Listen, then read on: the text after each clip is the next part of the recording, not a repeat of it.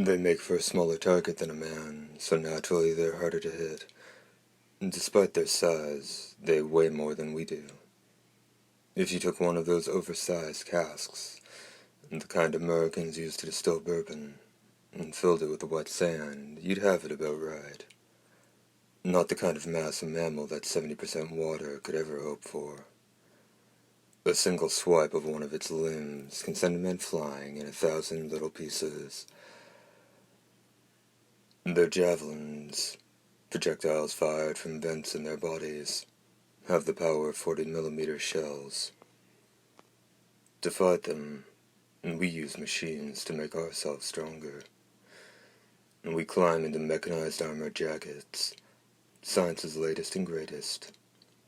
We bundle ourselves into steel porcupine skins so tough, a shotgun fired at point blank wouldn't leave a scratch. That's how we face off against the mimics, and we're still outclassed. Mimics don't inspire the instinctive fear you'd expect if you found yourself facing a bear protecting her cubs, or meeting the gaze of a hungry lion. Mimics don't roar. They're not frightening to look at. They don't spread any wings, or stand on their hind legs to make themselves look more intimidating. They simply hunt with the relentlessness of machines. I felt like a deer in the headlights, frozen in the path of an oncoming truck. I couldn't understand how I'd gotten myself into the situation I was in. I was out of bullets. So long, Mom. I'm gonna kick it on an effing battlefield. On some forsaken island with no friends, no family, no girlfriend. In pain and fear, covered in my own shit because of the fear. And I can't even raise the only weapon I have left to fend off the bastard, racing toward me. It was like all the fire in me left with my last round of ammo. The mimics coming for me. I can hear death breathing in my ear. His figure looms large in my heads-up display. Now I see him. His body is stained a bloody red. His scythe, a 2-meter-long behemoth, is the same vivid shade. It's actually more of a battle axe than a scythe. In a world where friend and foe were the same dust-colored camouflage, he casts a gunmetal red glow in all directions. Death rushes forward, swifter than even a mimic. A crimson light kicks and I go flying. My armor is crushed. I stop breathing. The sky becomes the ground. My display is drowning in red flashing warnings. I cough up blood, saving the rest of the warnings, the trouble. And then my pile driver fires. The blast throws me at least 10 meters into the air.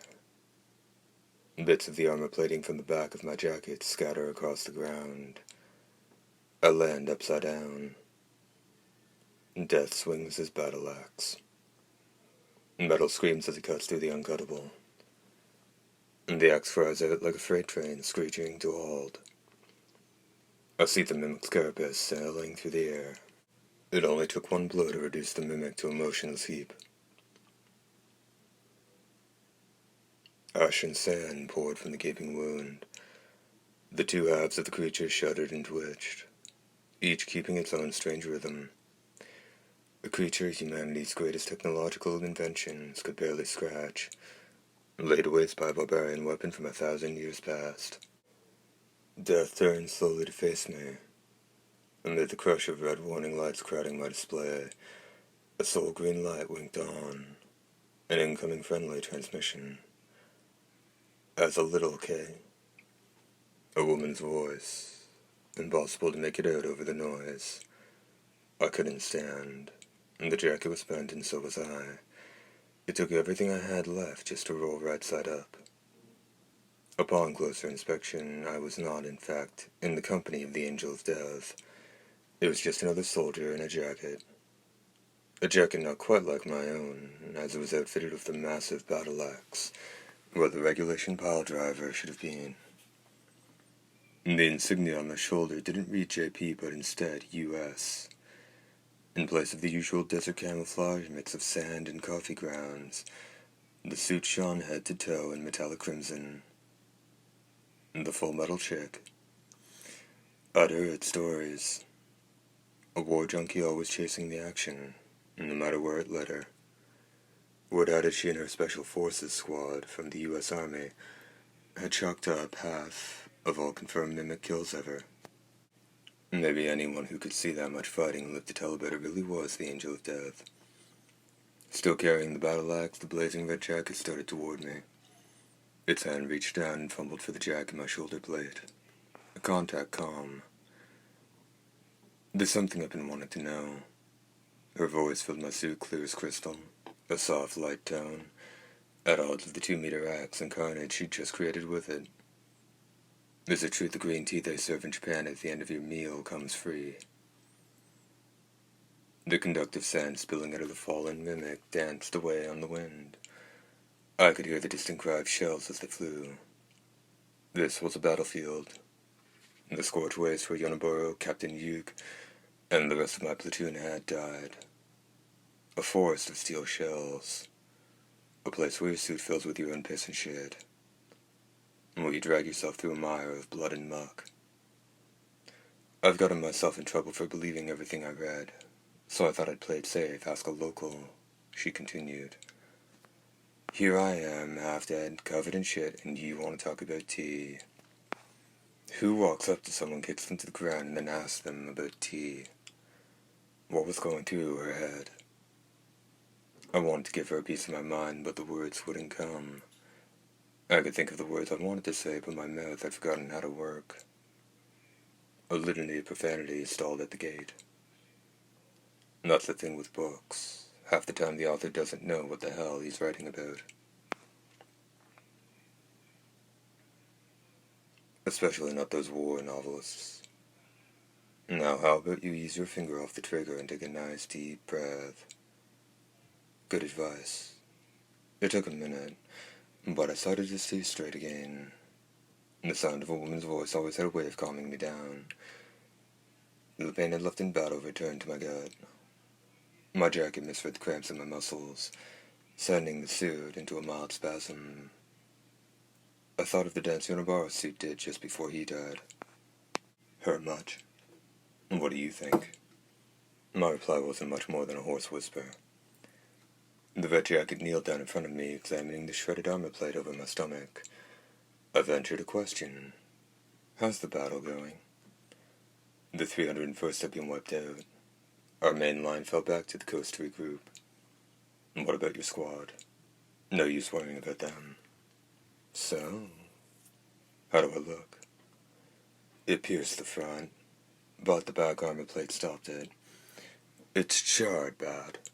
How bad? Bad. F me. I looked up at the sky. Looks like it's starting to clear. Yeah, I like the sky here. Why's that? It's clear. Can't beat islands for clear skies. Am I going to... Yeah, she told me. I felt tears well up in my eyes. I was grateful then that the helmet hid my face from view. It kept my shame a private thing. The red jacket maneuvered to gently cradle my head. What's your name? Not your rank or your serial number. Your name. Keiji Kuriya. I'm Rita Vitaski. I'll stay with you until you die. She couldn't have said anything I'd rather hear, but I wasn't going to let her see that. You'll bite it too, if you stay. I have a reason. When you kick it, Keiji, I'm gonna take your jacket's battery. That's cold. No need to fight it. Relax. Let go. I heard an electronic squelch, an incoming comm signal in Rita's helmet. It was a man's voice. The link between our jackets automatically relayed the voice to me. Calamity Dog, this is Chief Breeder. I'll read you. All business. Alpha server and vicinity under control. Estimate we can hold for 13 minutes tops. Time to pick up that pizza. Calamity Dog copy is running silent from here in. The red jacket stood, severing our comm link. Behind her an explosion rumbled. I felt the ground tremble through my spine. And a laser-guided bomb had fallen from the sky. It plunged deep into the earth, piercing the bedrock before it detonated. The sandy white ground bulged like an overcooked pancake. Its surface cracked and sent darker soil the color of maple syrup spewing into the air. A hail of mud splattered on my armor. Rita's battle axe glinted in the light. The smoke cleared. I could see a writhing mass in the center of the enormous crater left by the explosion. The enemy. Red points of light sprang to life on my radar screen. So many that every point was touching another. I thought I saw Rita nod. She sprang forward, flitting across the battlefield. Her axe rose and fell. Each time it shone, the husk of a mimic's sword. The sand that poured from their wounds spiraled on the whirlwinds traced by her blade. She cut them down with the ease of a laser cutting butter. Her movements took her in a circle around me, protecting me. Rita and I had undergone the same training, but she was like a juggernaut while I lay on the ground, a stupid toy that had run down its batteries. No one had forced me to be here. I had dragged myself to the wasteland of a battlefield, and I wasn't doing a damn bit of good for anyone.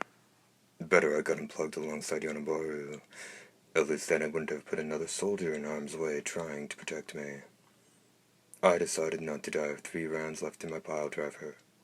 I lifted a leg, I put a hand on one knee. I stood. I screamed. I forced myself to keep going. The red jacket turned to me. I heard some voice over my headphones, but I couldn't tell what she was trying to say.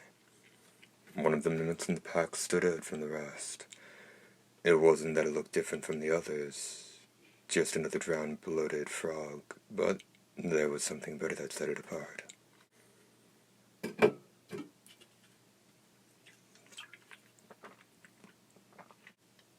Maybe proximity to death had sharpened my senses, but somehow I knew that this one I was meant to fight. So that's what I did. I leapt at the mimic and it lashed out at me with its tail. I felt my body tighten. I felt my body lighten. One of my arms had been cut off. The right arm, leaving the pile driver on the left intact. Lucky me. I pulled the trigger. The charge fired. A perfect 90-degree angle. One more shot. A hole opened in the thing's carbus. One more shot. I blacked out. First part, and